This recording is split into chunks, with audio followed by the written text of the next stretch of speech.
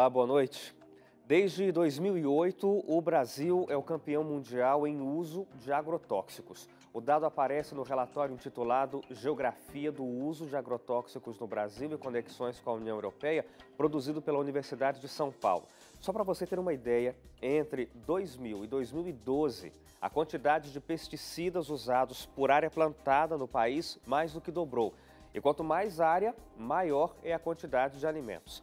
Segundo o dossiê publicado pela Associação Brasileira de Saúde Coletiva, os agrotóxicos estão em frutas, verduras, carnes, leite e em inúmeros outros produtos que a gente compra nos supermercados. O Realidade em Pauta apresenta agora uma reportagem sobre os perigos dessas substâncias e como elas afetam a nossa vida. Pense em um alimento. Ele provavelmente está contaminado por agrotóxicos. Isso porque o Brasil compra toneladas de produtos químicos usados na agricultura para dar conta da imensa área de cultivo que o país apresenta.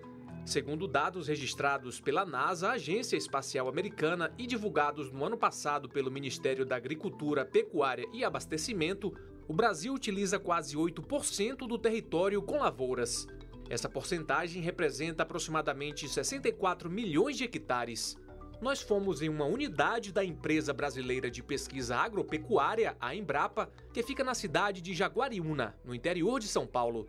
Segundo esse agrônomo, é preciso utilizar a tecnologia para dar conta da produção em toda essa área de plantio. O primeiro fato é que os agrotóxicos eles são usados para produzir comida. E o Brasil é um dos maiores produtores de comida e de fibras do mundo. Então é claro que um país que tem uma produção muito grande, vai ter a necessidade de utilizar uma maior quantidade de agrotóxicos. É importante também mencionar que nas últimas 2 ou 3 décadas, o Brasil apresentou um aumento enorme de produtividade.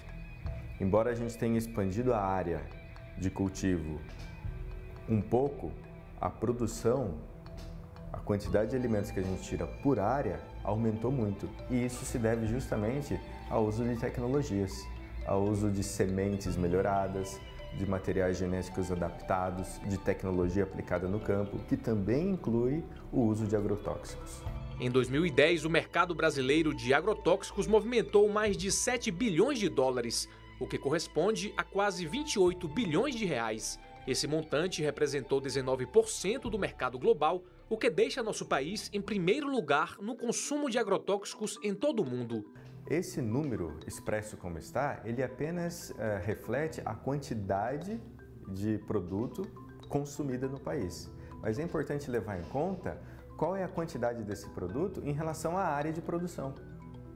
É claro que a gente não pode comparar o Brasil, que tem uma área muito extensa de produção, com um país muito pequeno que produz muito menos e por isso usa menos agrotóxicos. Se a gente levar isso em conta, o Brasil sai do primeiro do ranking e cai para 7º do ranking, que a partir de uma mesma área a gente consegue fazer 2 colheitas no mesmo ano. Então a quantidade de produto que a gente tira da terra por área em um ano é muito maior do que nos países temperados. Se a gente levar essa informação em conta, a quantidade de agrotóxicos usadas por tonelada de alimento produzida numa determinada área, aí o Brasil cai mais ainda no ranking. Ele vai lá para o 13º lugar. Mas em meio a todo esse plantio e colheita em massa, um dado tem sobressaído nos relatórios de organizações ligadas à agricultura. É justamente o número de produtos usados que são proibidos em outros países. O Brasil tem uma lista de 504 agrotóxicos permitidos para o uso. Desse total, 30% são proibidos na União Europeia, alguns há mais de 10 anos. E esses mesmos itens que são vetados lá fora, aqui no Brasil estão no topo do ranking dos mais vendidos. Nessa lista de agrotóxicos que são proibidos ou têm a permissão restrita lá fora, a gente encontra produtos como a bamectina, que é um inseticida usado em plantações de batata, de morango, do tomate e do mamão, por exemplo. Tem também o acefato, que também é um inseticida e ajuda no plantio da soja, do amendoim e do brócolis, entre outros produtos. E na lista também figura o herbicida glifosato, que dos agrotóxicos é bastante utilizado no combate a ervas daninhas no cultivo da banana, da maçã, do café e do trigo, por exemplo. O glifosato é um produto que diversas empresas têm, que diversas empresas trabalham, e a nível mundial, a nível nacional, e é uma molécula que é definida como herbicida. É um herbicida, ele tem a ação de, vamos dizer assim, eliminar as ervas que você elege como invasora. Então, um produto feito para ser um herbicida já é diferente no quesito atuação. Ele não vai fazer a mesma coisa que ele faz naquela célula-alvo vegetal, que fisiologicamente não tem a ver com a animal. Estruturalmente tem diferenças importantes em relação ao animal. Então, essa extrapolação, por exemplo, bom, o produto mata uma planta, vai matar uma célula animal? Vai atingir a célula animal? Já é um ponto para a gente avaliar. São dois mundos biologicamente distantes, diferentes. Existe uma pressão forte, uma discussão atual grande na Europa da possibilidade de banir essa molécula.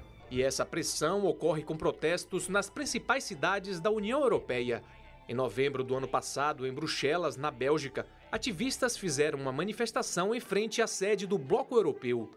Eles exigiam a suspensão imediata da licença do uso do glifosato. A substância tem a confiança dos agricultores, mas é acusada pelos críticos de ser cancerígena. Uma das organizadoras desse protesto em Bruxelas disse na época que a democracia tem a ver com o respeito às escolhas do povo. E nesse caso, o que o povo deseja é o banimento desse agrotóxico.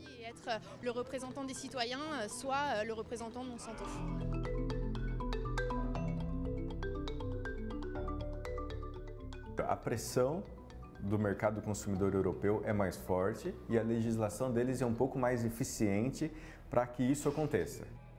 Então, quando vem uma informação, a comunidade europeia ou a população, eu sempre sou muito criteriosa, até pela formação da academia, a gente tem que ter um respaldo por trás. Assim, em que situação, a que eles estão se referindo? Qual foi o resultado produzido?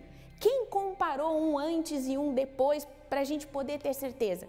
Porque a gente não pode ser inconsequente e colocar tudo no mesmo balaio. Então, eu não posso tratar todas as aplicações de glifosato em qualquer circunstância, em qualquer lugar do mundo, da mesma forma, obtendo o mesmo resultado.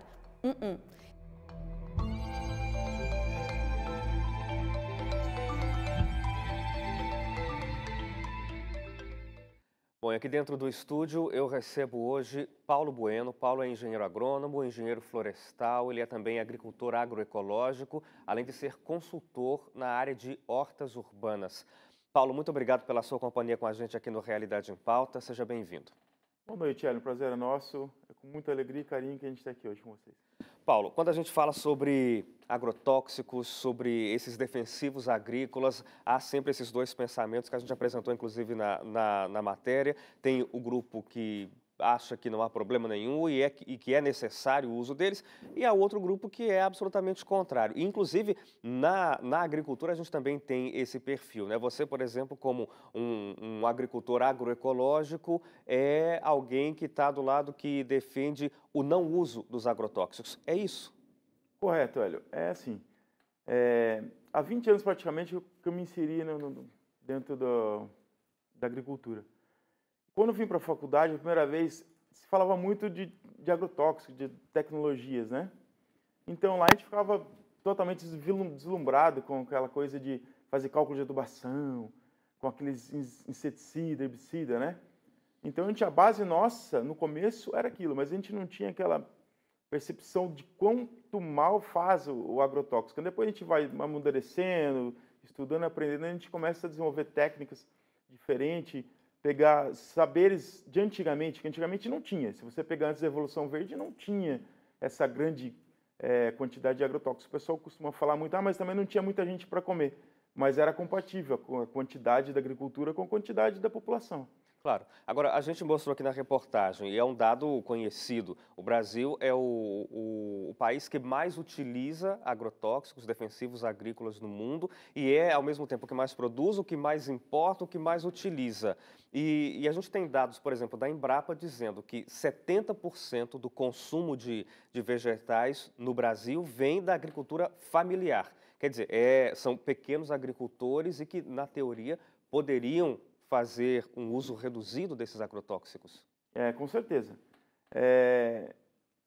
Por se tratar de uma agricultura familiar, como você mesmo acabou de colocar, eles têm reduzido muito o uso de agrotóxicos hoje, até mesmo está aumentando pela consciência, mas a grande maioria ainda está reduzindo essa quantidade de agrotóxicos devido ao valor altíssimo que está hoje, né? Por causa dos insumos. Você sabe que o dólar está lá em cima, tudo é base de petróleo, tudo é importado, então você sabe que o custo é muito elevado. Então eles estão deixando de utilizar. E com isso eles estão vendo que não precisa daquela grande quantidade de agrotóxico, né, para também ter aquela produção. Então tem melhorado bastante esse quesito de agrotóxico na agricultura familiar. Quer dizer que os agrotóxicos não seriam, então, um mal necessário. Quer dizer, não dá para viver sem os agrotóxicos. Ao contrário, dá para plantar, para colher e ter lucro sem utilização. Dá sim, com certeza dá sim.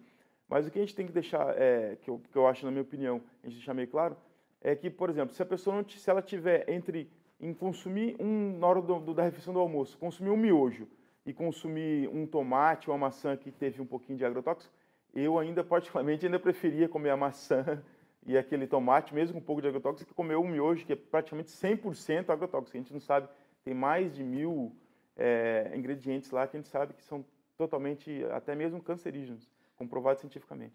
E aí, nesse caso, a pessoa, o consumidor, ele tem alguma forma de, quem sabe, eliminar a possibilidade de se contaminar com alguma coisa, com algum elemento cancerígeno?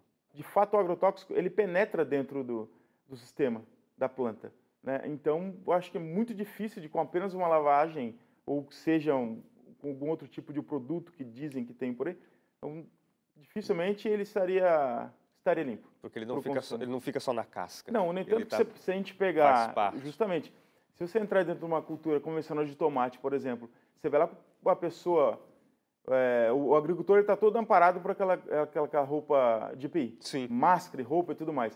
Você imagina, se fosse apenas só lavar e tivesse tudo certo, ele não precisaria ter aquela roupa tudo, né? Ele chegaria em casa, lavava e está tudo certo. Do mesmo jeito que a gente transpira, a planta também transpira.